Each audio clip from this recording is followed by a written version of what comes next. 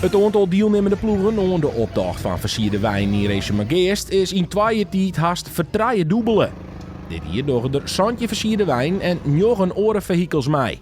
Ja, het levert hier absoluut. Dat is hartstikke mooi om te zien. En wij worden ook heel blij van dat er zo volle wijn binnen. Maar wij denken dat het vooral komt doordat wij heel duidelijk betiid al communiceerd hebben. Dat wij de wijn verzekeren, die deelnemen. En die kosten voor ons rekening nemen. Want wij moeten de wijn, die moeten wij per wijn tikje onder verzekering, zeg maar. Ja, dat ligt er net op. Als dat, wij door 2 keer een opdracht, 1 keer op vreed en 1 keer op steun. En wat per dag per wijn betalen.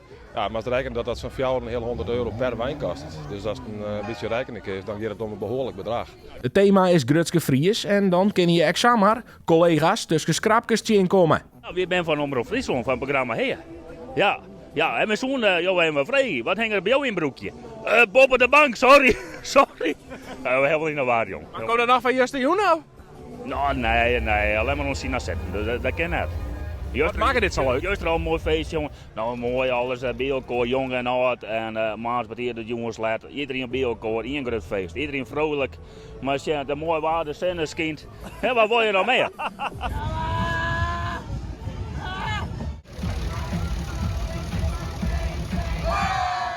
We staan hier bij een jarrenkoezie. Wat gaat dat in? Nou, dat is weer een oud tank. Daar hebben we eerst heel wat roest uitschept. En daar hebben we wat eten fout en wat plaatburger in zetten. Ja. Toen hebben we wat burger in hoorn en wat flink wat pils erin. Mooi het bed erin, karreltje in hoorn. Had mooi verhaal gehoord, dacht ik. Sneurt de moorsil de optocht nog eens terug het dwarploeken. En dan worden honderden bezoekers verwachten. Wij vinden het altijd prachtig dat er zoveel wijn binnen, dat het zo leeft bij ons in het dorp. En show om je heen, het is gewoon één feest. Dus daar doen wij het ook voor.